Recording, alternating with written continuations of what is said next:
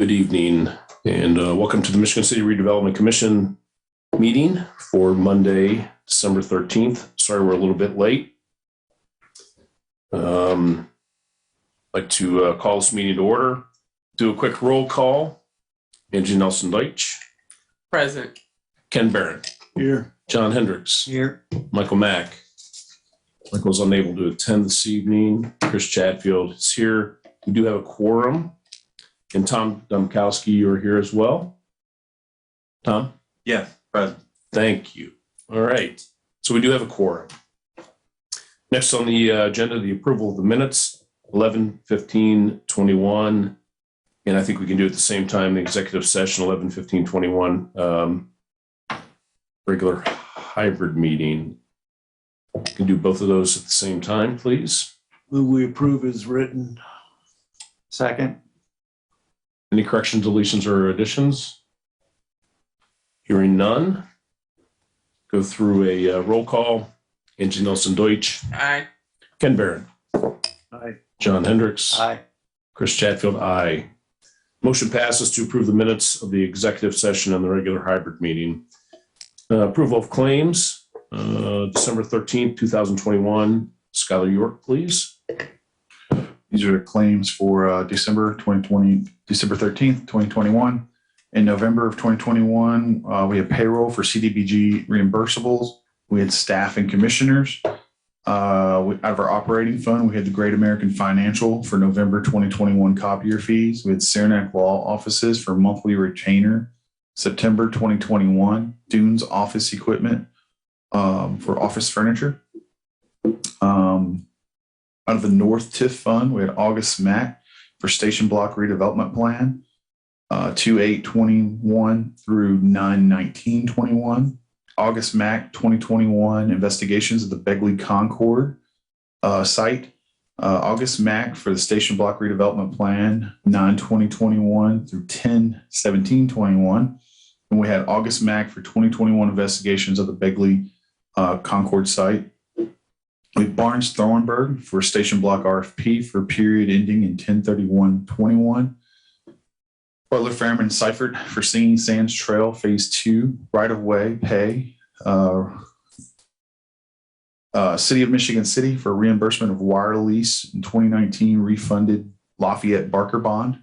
City of Michigan City for reimbursement wire lease payment for 2021 refunded Elston Grove bond. City of Michigan City reimbursement for wire debt service payment for 2021 refunded Wabash Street bond. Department of Waterworks for utilities at 1215 East 2nd Street. HDR Engineering for Station Block TOD modifications. LaPorte County Appraisal for appraisal of 127 East 10th Street. Neighborhood Capital Institute for 11th Street Central RFP for November 2021. Neighborhood Capital Institute for Development Advisory Services.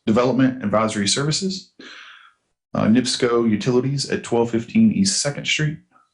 Reith Riley for CCMG North TIF paving.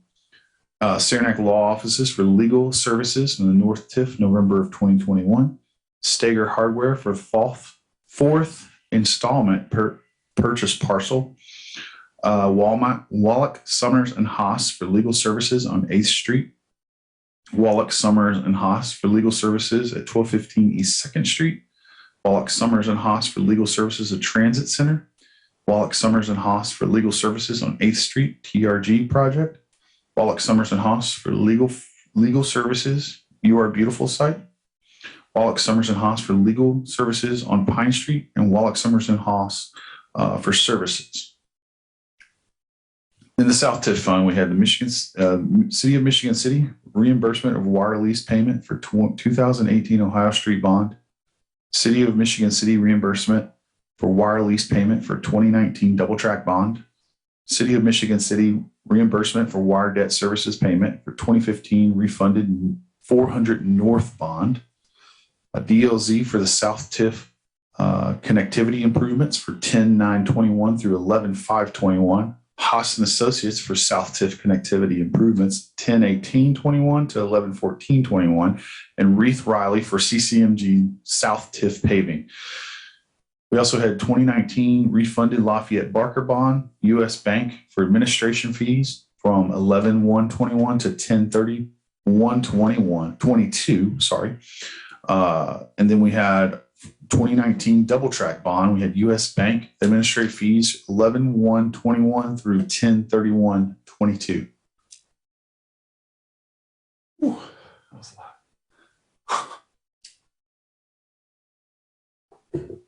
I'd ask for a motion to approve the claims for December 13th, 2021. Motion to approve. Having a first and a second, are there any comments for Skylar York? Is it that staggered installment payment? Is that the last one? Oh, I think it is. No, there's five. There's five. Yes. Okay. Yeah. All right. I think we'll see one more come out. I forget how often we pay them, but once a year. Okay. So one more. Okay, thank you. No other comments. I would, we have first and a second. Go for roll call. Angie Nelson Deitch. Aye. Ken Barrett. Aye. John Hendricks. Aye. Chris Chatfield, aye. Motion passes to approve the claims for December 13th, 2021. Approval of the financial report, October 31, 2021. This is a MC Department of Redevelopment balance sheet for 10/31/2021. Cash in our operating account, we have $182,627.55. In the Southside TIF account, we have $7,809,656.81. In the Southside TIF debt reserve account, we have $336,042.04. In the Southside TIF capital account, we have $16,954.46. In the North End TIF account, we have $3,628,907.15. In the Northeast TIF account, we have $109,420.57. In loans receivable, we have loans to the Eastside TIF from operating account for $21,028.49. We have a county business loan fund for $133,333.00 for total assets of $12,237,970.07. Just to clarify, and thank you, Skylar. So total cash is $12,083,608.58. $154,361.49 in loans receivable. So for total assets, as Skylar mentioned, is $12,237,970.07. Excellent. I'll read those like that. Yeah, that's fine. No, I just point of reference. So do I have a motion to accept the approval of financial report from October 31, 2021? I move that we accept the financial statements. I'll second that. Having a first and a second, any comment or questions from the board, commission? Yeah, Skylar, on the county operating business loan fund. That's been on there for 16 years. I think it's about time we write it off. I agree. We've actually been exploring. So we were exploring, I think it was correct, Miss Clarence, me and Clarence have been talking about this, and we've been exploring this. This was an old program that I believe was administered through, I believe NERPC was involved in this. Oh, yeah. And we had a contact there, and then they left, and they've got a new contact. So who's just left. Yeah. Clarence Holt, EDCMC Director, Commissioner Ken, we've been trying to figure out how to access that fund. And for what I've been told, we may. And so I'm trying to get that in writing from NERPC. It's just that every time we talk to somebody who learned the program, they leave. So they're on the third loan manager right now. So we're hopefully by next March, we'll have you an answer that we can get that money. What I was told that you guys had pledged the funds. You already gave money to them already. And you had pledged further funding. So you're holding that money on your account for pledging it. So they're saying they may not need that money because they're going after some ARPA funds and other funds. So we're trying to figure out how to get how the funding release. So give me about 3 months. But when a new person learns their job. Yeah, I mean, Yeah, it's been there for a while. You asked me many months ago about that, and I engaged Clarence. I was like, "What is this thing?" And come to find out, our contact there, who we had a really good working relationship for many years, she left, and then the new person didn't stay very long. So it's been just kind of a transition. But we did ask the question, so we're just trying to figure out. I think we're close to an answer because both of the parties before who were there didn't see the need for us to keep that commitment because they were getting additional funds. So, but I need it in writing. Thank you. Thank you, Clarence.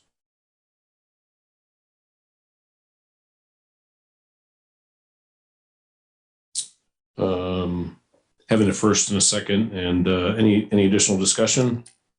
Hearing none, I'll do roll call. Angie Nelson Deitch. Aye. Ken Barron. Aye. John Hendricks. Aye. Chris Chatfield, aye. Motion passes to the approval of the financial report for October 31, 2021. Next on the agenda, neighborhood capital contractual scope amendments and approval. I guess I'll introduce this and I'll hand it over to Alan to kind of talk about how we go about doing this. So for you all know Ruth Warnema, who has been working with us as a consultant. She was basically stayed on through the previous administration, but she actually is a very good asset for us from a development standpoint. She's helped us get through the station block, all the RFPs and all the getting really buttoned up and getting us through that really tight time frame, which was a very strict time frame. And I think she brings years of knowledge and a lot of background from being both on the private sector of development and a lawyer at the same time, but also from where she's at now with the kind of more or less the public sector and helping out communities figure out really what is quality development and making sure that we're vetting out the developers we are getting from a financial standpoint and can they do this project standpoint. So what we have been calling her was transitional services, and I think we should choose a more appropriate way to talk about her. And she's our development consultant for the commission, and honestly, she's not really asking for any change to her contract, just more acknowledgement that that she would like to be, instead of called transitional services, she would like to be called a development advisor. I hit everything with that. And she and I talked on Friday night, and basically, I think what we agreed with is we have two different agreements that we've entered into with the NCI. One was specifically, the latter one was specifically related to the project as defining developers for the double track project. The first one, though, goes into the original scope that we engaged her with for kind of basically saying, here's what we got, and here's what I think we can get with regards to various properties in Michigan City, not related to the station block. So we basically talked about go back to that first agreement, add an addendum into it, but basically the agreement would stay the same. She and I are in the process of kind of sharing ideas on that. I know she's had some family issues, so I've not bugged her about that today. But we'll get to that hopefully in the next couple of weeks or so and have something for you in the January meeting. But basically, it'll be an addendum to what the original agreement was. I think, too, we'll just use her a little bit more dynamically. In the past, it's really been north end focused. I think we should expand that down to the south TIF as well and really think about, because there are some development opportunities down there that I think we could really benefit from. And her advice is really good advice. And she also has a lot of reach into the development community from previous experiences. So maybe it might help us locate developers, et cetera, things of that nature. I spoke to Ruth also last week, and I value what she's brought to the table with a number of projects and keeping her engaged in what we're trying to do day to day and monthly is important. So I certainly support this. So ask commission for an approval, or not till next month. Okay, so we'll just guess we'll just table this or move to review it again next month. Next on the agenda, review and approval of the EDCMC contractual services, and I'll turn that over to Skylar. So tonight, this is a very typical situation. There's a very symbiotic relationship between the Economic Development Corporation and the Redevelopment Authority, which is us, or I should say Redevelopment Commission. I'm sorry, I misspoke. I talk to Clarence probably daily, a few times, at least a few times a week. So what this contract is really fleshing out more of a formal relationship between the Redevelopment Commission and the Economic Development Corporation. I do believe that we can use Clarence's organization very dynamically in the future to promote sites in Michigan City. That's one of the things he does. He takes maybe sites that we own and can take them, make sure that we're promoting them, do projects with us, help us find developers for those. He's he's always been in the background. Sometimes I'm in the background on his side. There's always been that symbiotic relationship. So what this does is really more kind of outline our relationship with them and what services he could provide for us in the future. It is a 2-year contract as of right now. And Clarence is here. I'm going to have him come up and kind of do a little small presentation about it. Tell us a little bit about how we work together. I'm back again, Clarence Halls, EDCMC Director. One of the things we do, I guess, behind the scenes is to look at what you guys are trying to do, look at your overall strategy for downtown, South TIF, East TIF. And so ACA's kind of a filter for a lot of phone calls. And so one of the things we've been doing the past, I'd say 3 or 4 years, is really work with developers, and when they come to you, they have a project in hand. I.e., I have a background in real estate development, built a number of condos in Florida, so I've been on the other side of the game. And so when they come to me, I've been able to ask the question. So my goal is when they get to you guys, they have a project plan, they've got some rendering, they have an idea of their finances, their capital stack, where it's going to come from. And that way, you don't have to waste your time. You can either go thumbs up or thumbs down. And so I've worked very closely with Skylar the past 3-4 years on doing that. And so far, the process has worked very well for us because it really, you guys all have full-time jobs, well, most of you anyway. So it means when you come to a meeting, you see a project that's been well thought out, and you can decide if you want to partner or not. But it gives you that option without spending a whole lot of time on meetings when stuff that may not go forward. And so we can vet those for you on the front end. I also work on the industrial side. Since the new East TIF, there's not been much going on there. And so I'm working with Scholar right now to look at how can we begin to provide some incentive, look at some land, but do different things to get that part of the city, some more investment in that part of the city. I'm also looking at what's the future of the Market Mall. How can we get a master developer to master plan that? So I'm out there knocking on doors and just trying to make sure we get the right partner. And at some point, I'll be able to come to Scholar and say, hey, these guys want to do this. Where do you guys want to play a part in that? So we're behind the scenes a lot doing these things. And so you're going to hear about us when you see ribbon cutting. But for the most part, we're out there knocking on doors and trying to make things happen. And so you guys, your commission has a role in all that. And since somebody's areas are within your district, we want to have a more formal relationship with you to make these things happen. Yeah, thanks, Clarence.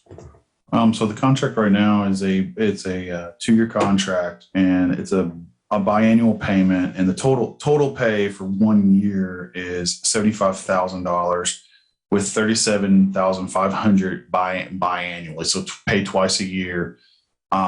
We would spread this out over all of our TIFs, since he works in all of our TIFs. It's not just a South Side TIF or a North Side TIF or an East TIF. It really is all the TIFs. So, yeah, that's essentially it in a nutshell. Clarence, can you clarify that $37,500 twice a year does not go into your paycheck or anybody else's paycheck? No, that goes strictly for, I mean, a lot of services we provide are just to get people to the door. And so we have to pay certain costs. Just wanted to clarify that. Thank you. Where we are with the agreement right now, I had two issues with Clarence, the way the original agreement was proposed, and probably the most difficult contract negotiations ever had. I went to Clarence and said, "Can we do this?" And he said yes. And then I said, "Can we do that?" He said yes. So we have agreement on all the issues. He's going to get me a Word version tomorrow. I'll make the final changes, and if the commission is inclined to do this, Chris can have a signed copy sometime tomorrow or Wednesday. Yeah, very good. So do you want a motion pending the changes?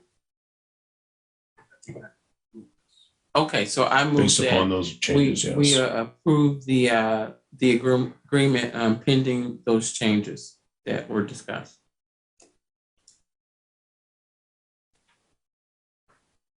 I don't know what the changes are as far as, completely, but I just had a question on, are we paying a 75,000 per year, or is this based on actual expenses?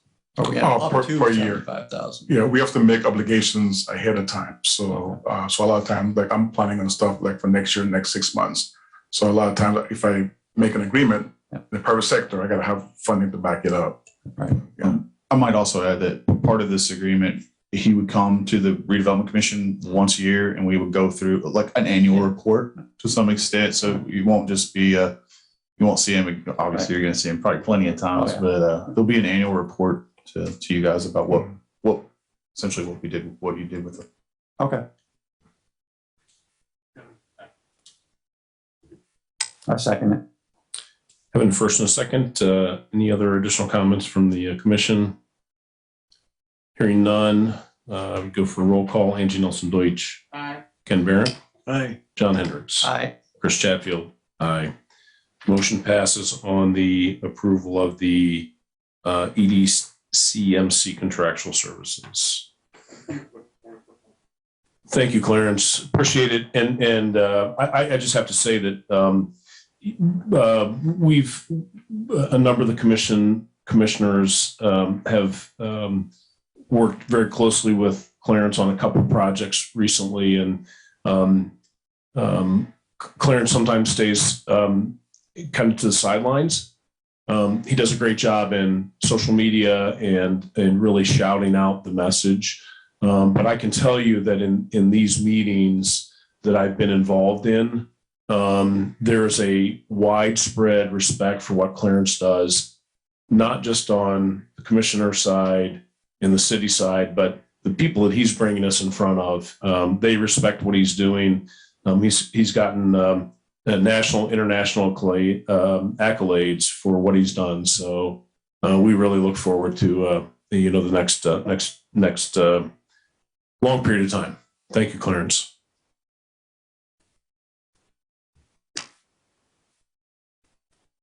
Just gonna get a quick update. Okay, so next on the agenda is a TRG contract update, and one of the two of you. Yeah. So right now we have heard back from them. Our attorneys are going to meet one more time Tomorrow at noon. tomorrow at noon. So I need to know.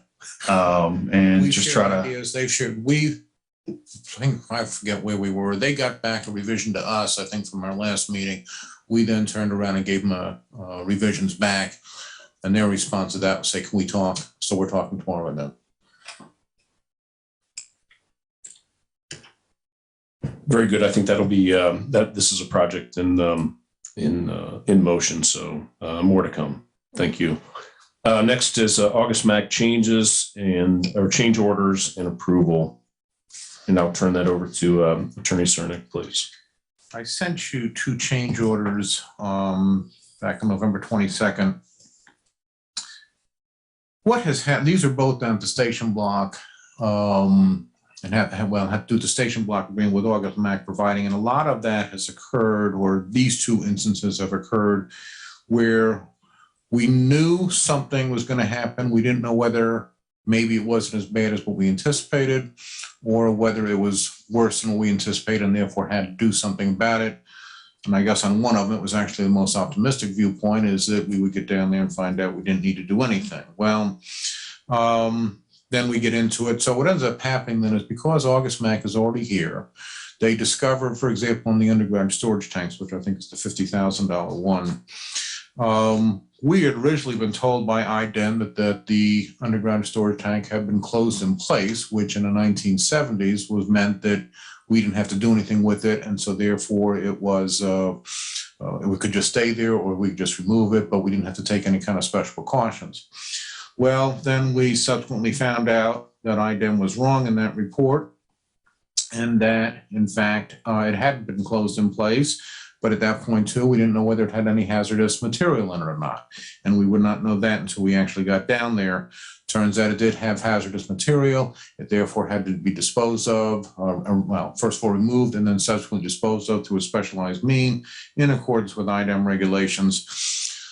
Point being is the fact they call and they tell me that and say, can we go ahead and do this? As opposed to if we say, well, no, don't, then they have to go home, close up, come back, open up, and costs get doubled and tripled. So I tell them yes, in anticipation of getting a change order. And then I forget about it.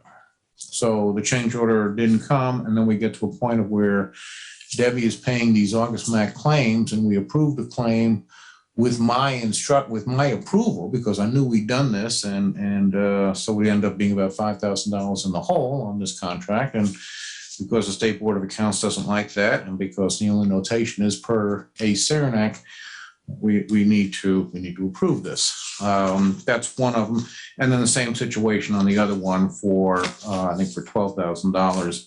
No, not even that much. So it's 5,000. It's like it's $5,000 all total. So the point is the fact that these are two things. The service has been provided. I think on that other one, Skylar approved it, but for the exact same reason that we had on this. They were up here, they did the work, we discovered something and wanted to timely get the problem eradicated. So asking approval tonight for both change orders, we need to probably do them one at a time. But that's the reason for it. The service has been performed, done correctly, done that we needed to get done pursuant to our obligation in our agreement with NICD. And, but now the paperwork is just catching up to it at the end. Yes, oh gosh, yes. And that was the final, so they're done. It's Oh, they're completed, done, yeah. And that's the yeah. final amount. Right. So it's 12. There'll be nothing more on top. It's just the services have already been performed. So basically what you're doing is on the one change order, it's for $57,900. The second one is for $13,400. So we can make that in one motion. Probably ought to do two. Two? I'm sorry. So 57,950 and 13. 57,900 and 13,400. 13,400. 13,400. Okay. So we said look for a motion for the first August MAC change order for $57,900. Motion to approve $57,900 for August Mac. Second. Any comments from the commission? Hearing none, do a roll call. Angie Nelson Deitch, Aye. Ken Barrett, Aye. John Hendricks, Aye. Chris Chatfield, aye. Motion passes for the August MAC change order of $57,900. Look for a motion for the August MAC change order for $13,400. So moved. Second. First and second, any comments from the commission?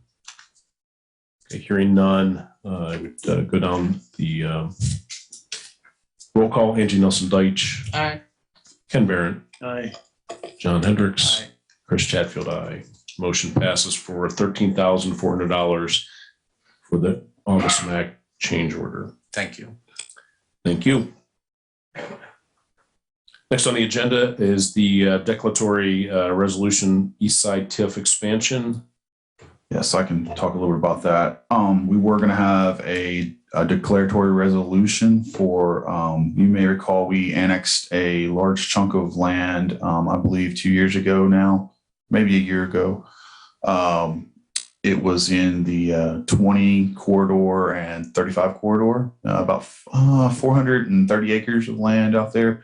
The intention of that land and part of the agreement with that annexation was to expand our east TIF to encompass that land, to take it into the east TIF. Therefore, we need to do a declaratory resolution to set that in motion. It starts with us and then goes to council. And then as part of that, we have to update our plan for that. And I'd like a little bit more. I have it on here just to kind of talk about it. I thought we were going to start tonight. We're actually going to start in January. I believe it's the 10th of January. We'll start the calendar of how we move forward. We've been working with Mr. Randolph from Polo for that, who helps us do, I think, just about all of our TIF expansions or new TIFs. I need to do updated acquisition list and update the plan for that. So I'm just asking for a little bit more time to do that, but I did want to talk a little bit about it and let you guys know that we are intending on doing that. The calendar as of right now starts on January. Once we have our meeting on January 10th, we'll start that calendar of process. That's really it for that. And just an Just FYI more. Yep. The only other thing to add to that, though, is the reason why we want to do it at one fell swoop, as opposed to just doing the declaratory resolution. The law is such that if we amend the acquisition list, if we amend the project list, we have to begin and start the whole process all over again. So obviously it makes sense to do it all at once. And we've been in that situation before, not being able to move as nimble as possible. So Good move. Thank you for that update. Any questions from the commission on the TIF expansion? Hearing none, we'll go to the next agenda item, report by legal counsel, which I'm always hesitant to. No, I do all my work out of here. The only thing to add is make it a matter of record that there was a executive session before this meeting. No items were discussed that were not permitted by the open door law, and no decisions were made on anything. I like that. Next on the agenda, report by Skylar. I have a couple of late things that came in tonight. I've been expecting them, but I literally got them today. And so one of them I brought up on I think we brought up on our last council meeting, or I'm sorry, commission meeting. You guys may recall that we have a building at 1011 Franklin Street where we took down the firm, I think it was Art Supplies. It's just, if you're looking east, or I'm sorry, you're looking north, it's just to the west. If you're on Franklin Street looking north, it's the building on the west that has the Tyvek on it right now. That building, the firm sat really close to that building. And unfortunately, when it came down, pretty much the siding fell off that building, and of no fault of the owner. So we do have, it is kind of an emergency at this point in time from the standpoint of we need to get that building. We need to help out the owner and make him whole and get that building back. It needs to be sealed up. Unfortunately, it's not a brick building. It's a wood structure. A stick-built building is very old. It's in our historic district. And we need to get it sealed back up at this point in time. So we have been trying to get proposals for this. It's very difficult to get people to even go look at it. I do have one submittal for a proposal for a total of $21,700. I guess I'm trying to get this done quickly before major winter weather happens, or before snow and sleet and all those things happen, rain. And simply to make this, the owner does live in this building. He lives in the top, and he has a shop down below. This, as my understanding of what's being proposed right now, is approvable. Can you come up and talk a little bit about the siding? This is Aaron Borngraber. He actually runs the the Historic Review Board as well. This is approvable by staff approval, correct? Good evening, Aaron Barger, Assistant Planning Director. So there is already a staff approval for LP Smart Side Smooth, which is what they're proposing. Yeah, and so we could get, if we can get this approved tonight, we can get them started, I would say, as quickly as possible. They've already went through him to get the reveal right. It all can be approved by the historic review. He can approve it outside the historic review board purview. It is the correct product, if you will, that we want. They just need to come in for the real building permit and get that issued. Yeah, I should just add that, to be very, very clear that when the building was removed, that the damage that it was no fault of the owners. It is probably most importantly is that this is a building that anybody coming north on Franklin Street will see.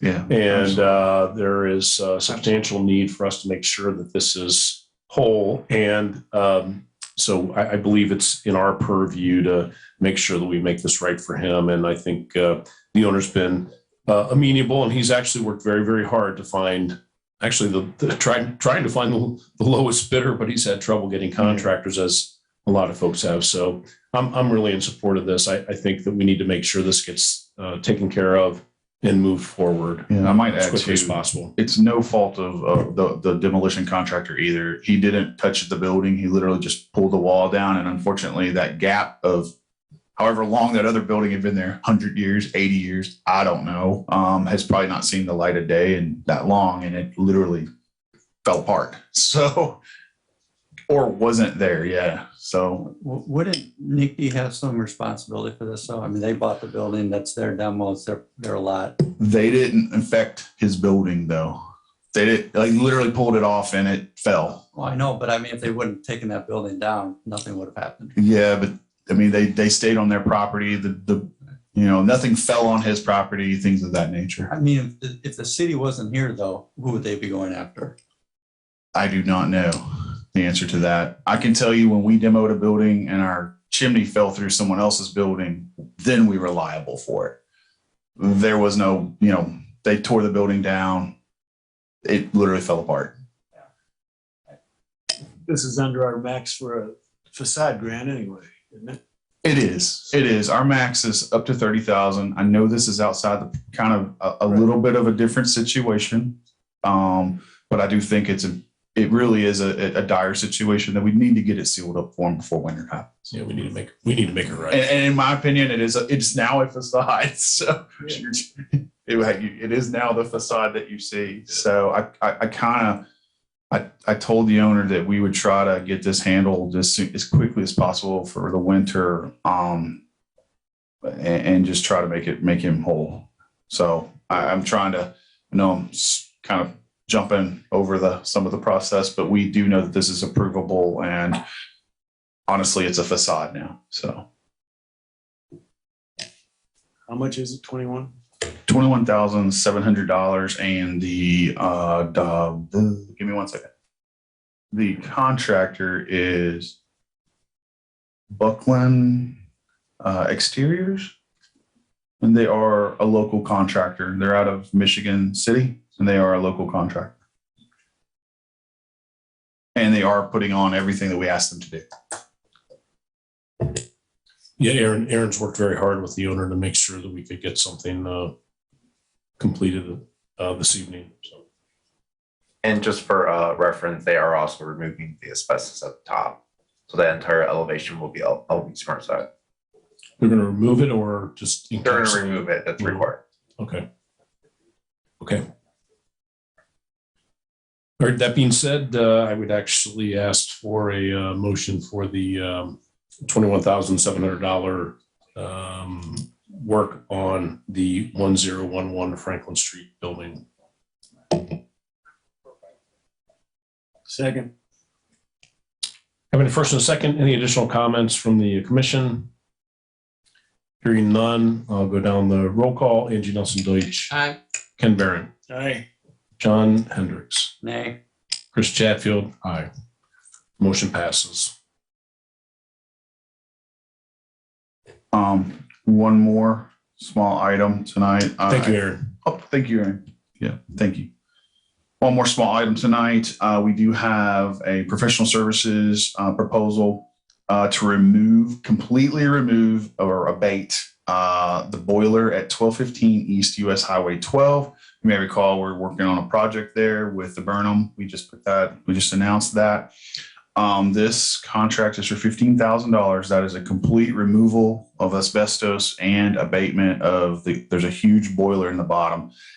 Whether we work on a project with Burnham or not, we need to get rid of that because it's going to be hard for us to, if this project doesn't work out for some reason, I'm hopeful that it will, we need to remove this asbestos because we know about it. And if we're ever going to get it into someone else's hands, should we need to do that, we really need to get rid of it. And this gets us professionally done and professionally removed and put into a safe and contained area that, it'll go to a professional landfill and things of that nature. This is with Environmental Cleansing Corporation. The base bid is $15,000, or the proposal is $15,000. That includes all removal and a cleaning afterwards. Once they get it all removed, they'll clean up after themselves and things of that nature. And dispose of it, absolutely. Correctly, I should say.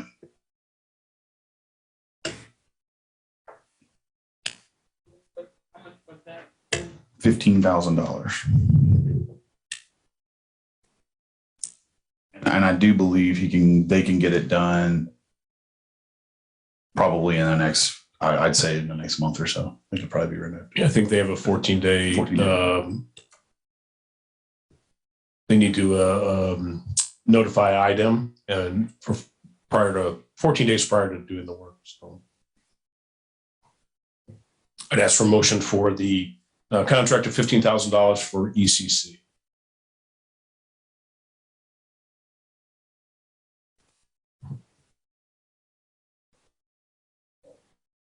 Motion to approve.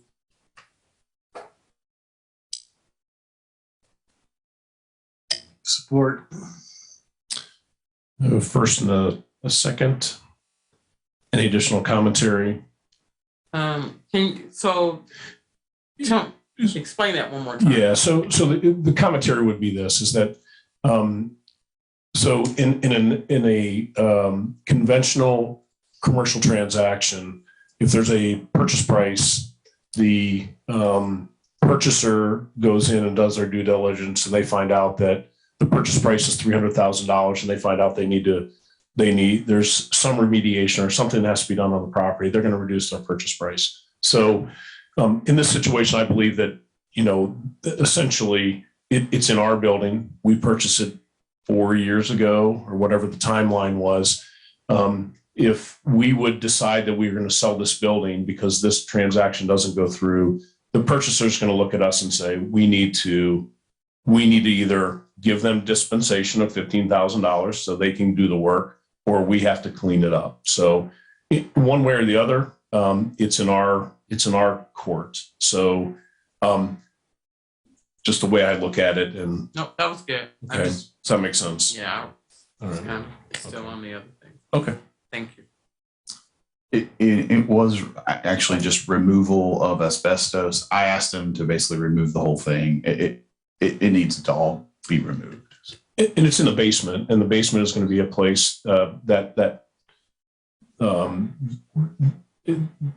basically 45% of the basement is taken up by this tank. So Okay. it's important storage for them. So any additional comments or questions from the commission? Hearing none, I'll do a roll call. Angie Nelson Deitch. Aye. Ken Barron. Aye. John Hendricks. Aye. Chris Chatfield, aye. Motion passes for the contract for ECC of $15,000. Anything else, Skylar? I do not have any further comments at this time. Actually, I do. I would add that we did receive 3 RFP proposals as of last Friday. Right now, we are going through those through our selection process, and we're very excited about the 3 we received. And yeah, we'll leave it at that. For the station block, absolutely. Absolutely. That deadline was November, end of November. That deadline was the December 10th. December 10th was our deadline for actual full proposals. The November date was letter of intent to submit. So we did have 3 letters of intent and we received 3 full proposals. Yeah, good. I just make the additional comment that those the three suitors are very qualified developers and regionally and probably regional, at least regionally known and sometimes in some situations nationally. So very excited to get through that process. We will be Skylar will be working with the selection team on putting together a call here in the next week or so to talk about the next steps so that we can get those under review. So next on the agenda, public comments. Any public comments this evening?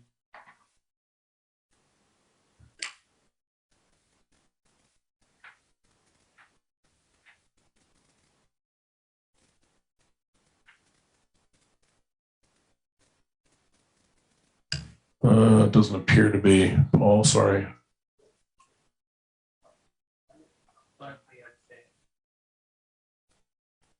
Yeah, thanks, Paul. Sorry about that.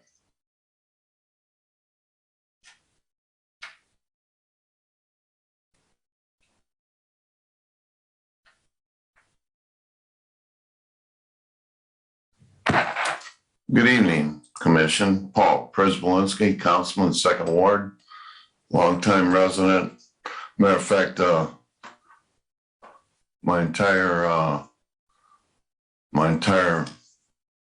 career in life in Michigan City has been in the 2nd Ward. But needless to say, I'm here about a traffic issue in one of your TIF areas, and I think it's been overlooked. Because I brought it to the Board of Public Works the year I left City Council. And it's what I'm talking about are the 2 cross access areas, on 421 South in your South End TIF that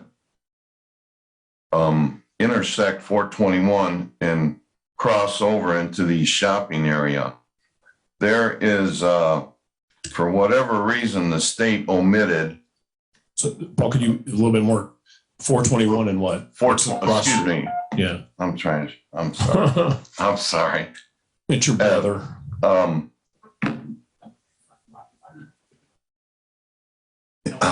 Okay.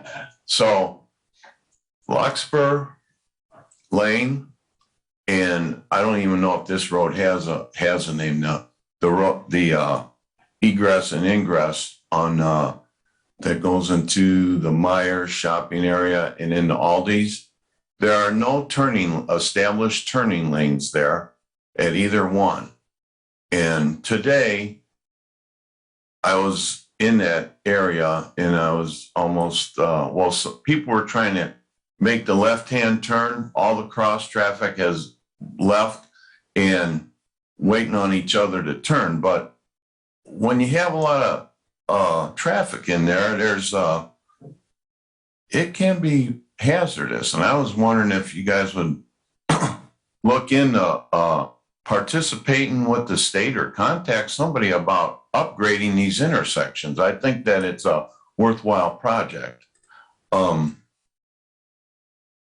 also, I'd like to know, are we anywhere on getting control of the road, and I'm not sure the name of it, that goes in front of Myers? Some people call it Myers Lane, Myers Road, but I don't really know what the exact name of it is. Town Center? Town Center Drive. Town Center Drive. Are we anywhere further along on getting that road paved and making the access road into the Walmart lot? And That's our South TIF connectivity project. Yeah. Yes, absolutely. So what we're doing right now, Paul, just so you know, we have to go through DLZ's working on the land acquisition. We have to do a legal description of it. We're actually going to carve out some space for bus stops along that as well. So we're going to try to require all that. And then, poke all the way, punch through, if you will, south to Walmart is kind of it's been the plan for probably many years, We've actually been engaged with the state already for the DNR for wetland surveys, things of that nature. And then also with Larkspur Lane, we're actually looking at improvements to that. That's basically where we're going to try to make some connections, pedestrian connections across 421 at that location. So it'll probably get I won't say a new intersection, but it'll get a reconfigured intersection to some extent, because the goal is really that Larkspur Lane lends itself to take people across right there, just because of where it goes and the connection that it makes on the opposite side. So yes, all that's in the works right now. Haas and Associates is planning that with us, as well as DLZ's doing the land acquisition piece of it. And there's a few other roads we're looking at back there as well. Do you have a timeline for that on getting this, because the way you describe it, it's going to be a pretty big project. And, we've had a lot of complaints about exactly that, pedestrian access. Absolutely. On 421 or off 421 and access getting across the that's really thoroughfare. That's really the low hanging fruit down there, in my opinion, is the pedestrian access. Yeah. So what we're doing right now is we've bumped that up as kind of, let's go ahead and get that done. It's really hard to get much pedestrian access on 421 because we've taken up all the right of way with road. Unfortunately, if we ever go through another repaving or reconstruction, we may have an opportunity to work with NDOT to squeeze those lanes down and maybe get some pedestrian access.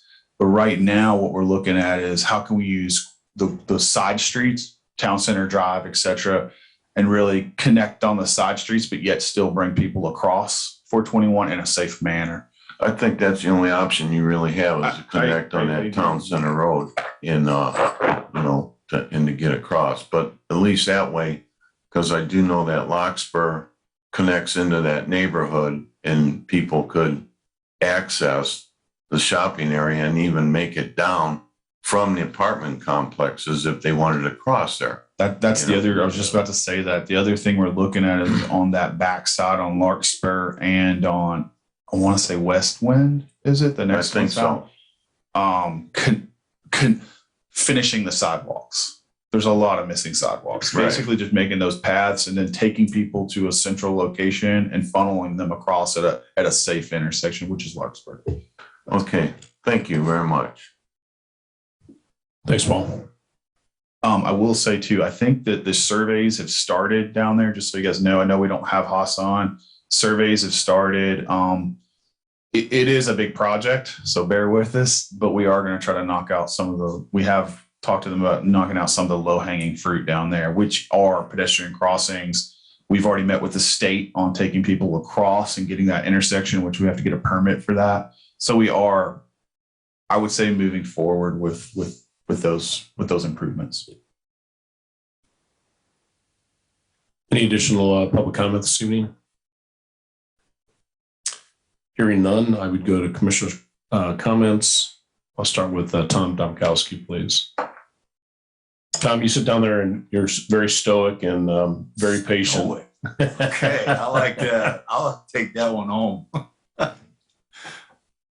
Just everybody have a great holiday and celebrate a better year and hopefully keep this new variant away from us. But I hope everybody has a great holiday. Thank you. Thank you. Angie. Ditto. Have a great holiday. Yeah, thank you. Ken Barrett? Yeah, everybody have a great holiday season, and let's please remember our neighbors to the south. Absolutely. Same for me. Happy holidays, everyone. Happy holidays, yeah. So just one other quick piece of business. I just want to make sure that we're one of the things we've done in the last year or so, we've had a couple of events where we brought in Andy Mosier from he's really our TIF counsel, and talked a little bit about TIF and how it works and the importance of it. And just want to make sure that if there are any questions that anybody in the public, city council has, that there are two things. One is we certainly any of those questions should come right directly to Skylar and his team, because they're probably best suited to answer those questions. The other thing is that we did prepare, Andy Mosier did prepare packets of information that are available for city council people. I think Skylar and I may have been a little bit remiss in not sending those out to, I think we said that they were available for city council people. I think we're going to send those out this next week or so that everybody has them. And the last comment I would make on it is that understanding TIF, that the TIF is sometimes misconstrued as being something that's taking tax dollars away from the community. However, if there's a property in the TIF that and the Redevelopment Commission is thinking that it's something positive that we want to do in the community, we can use TIF dollars, and we can actually use future TIF dollars as proposed to bond that project and do that project based upon those dollars. If in the event that we don't have TIF, then and we want to do a project, the city would have to go out and do a bond, and then that bond ultimately would potentially or most likely impact property taxes. So I think that we're going to make it an annual presentation with Andy. What's that? Yeah, required that Andy will do that and go through that and make sure that there's clarity on that the TIF is not this big bad wolf that's out there. It's something that's very positive. It's a good economic development tool. And certainly with the projects that we're looking at coming into the city in the next couple of years, we're utilizing TIF dollars to make those happen versus using bond and increased property taxes. So happy holidays to everybody. Merry Christmas. And the next meeting is January 10th, 2022. And I will call for adjournment. Have a good holiday. Thank you.